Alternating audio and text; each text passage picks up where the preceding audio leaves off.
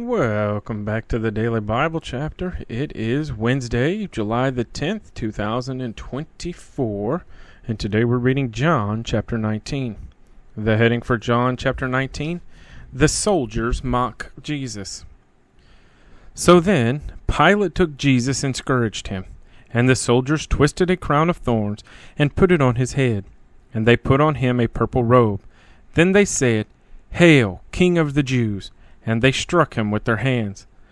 Pilate then went out again and said to them, "Behold, I am bringing him out to you, that you may know that I find no fault in him." Then Jesus came out, wearing the crown of thorns and the purple robe. And Pilate said to them, "Behold, the man." Therefore, when the chief priests and officers saw him, they cried out, saying, "Crucify him! Crucify him!"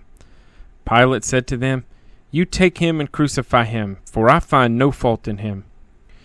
The Jews answered him, "We have a law, and according to our law he ought to die, because he made himself the Son of God." Therefore, when Pilate heard that saying, he was the more afraid, and went again into the praetorium, and said to Jesus, "Where are you from?" But Jesus gave him no answer. Then Pilate said to him, "Are you not speaking to me? Do you not know that I have power to crucify you and power to release you?" Jesus answered, "You could have no power at all against me unless it had been given you from above. Therefore the one who delivered me to you has the greater sin." From then on Pilate sought to release him, but the Jews cried out, saying, "If you let this man go, you are not Caesar's friend. Whoever makes himself a king speaks against Caesar."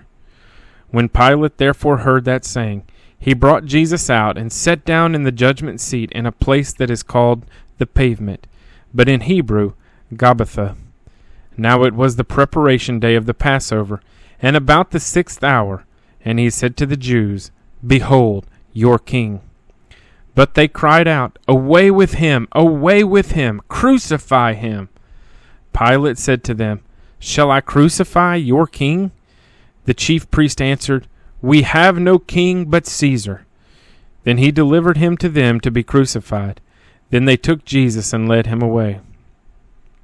And he, bearing his cross, went out to a place called the Place of a Skull, which is called in Hebrew Golgotha, where they crucified him, and two others with him, one on either side, and Jesus in the center. Now Pilate wrote a title and put it on the cross, and the writing was, "Jesus of Nazareth, the King of the Jews." Then many of the Jews read this title, for the place where Jesus was crucified was near the city, and it was written in Hebrew, Greek, and Latin.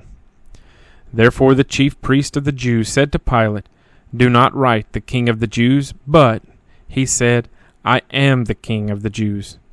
Pilate answered, "What I have written, I have written." Then the soldiers, when they had crucified Jesus, took his garments and made 4 parts, to each soldier a part, and also the tunic. Now the tunic was without seam, woven from the top in one piece. They said, therefore, among themselves, "Let us not tear it, but cast lots for it, whose it shall be, that the scripture might be fulfilled, which says, They divided my garments among them, and for my clothing they cast lots." Therefore the soldiers did these things.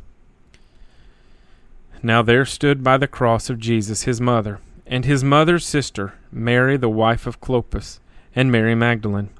When Jesus therefore saw his mother, and the disciple whom he loved standing by, he said to his mother, "Woman, behold your son." Then he said to the disciple, "Behold your mother." And from that hour that disciple took her to his own home. After this, Jesus, knowing that all things were now accomplished, that the scripture might be fulfilled, said, "I thirst." Now a vessel full of sour wine was sitting there, and they filled a sponge with sour wine, put it on hyssop, and put it to his mouth. So when Jesus had received the sour wine, he said, "It is finished." And bowing his head, he gave up his spirit.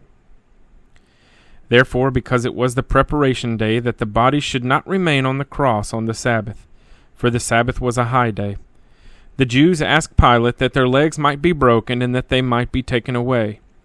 Then their soldiers came and broke the legs of the first and of the other who was crucified with him. But when they came to Jesus and saw that he was already dead, they did not break his legs. But one of the soldiers pierced his side with a spear, and immediately blood and water came out. And he who has seen has testified, and his testimony is true. And he knows that he is telling the truth, so that you may believe. For these things were done that the scripture should be fulfilled. Not one of his bones shall be broken. And again another scripture says, They shall look on him who they pierced. After this, Joseph of Arimathea, being a disciple of Jesus, but secretly, for fear of the Jews, asked Pilate that he might take away the body of Jesus, and Pilate gave him permission.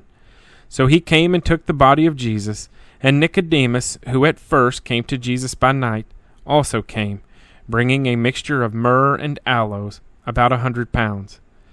Then they took the body of Jesus, and bound it in strips of linen with the spices, as the custom of the Jews is to bury. Now in the place where he was crucified there was a garden, and in the garden a new tomb in which no one had yet been laid. So there they laid Jesus, because of the Jews' preparation day, for the tomb was nearby. John chapter 19.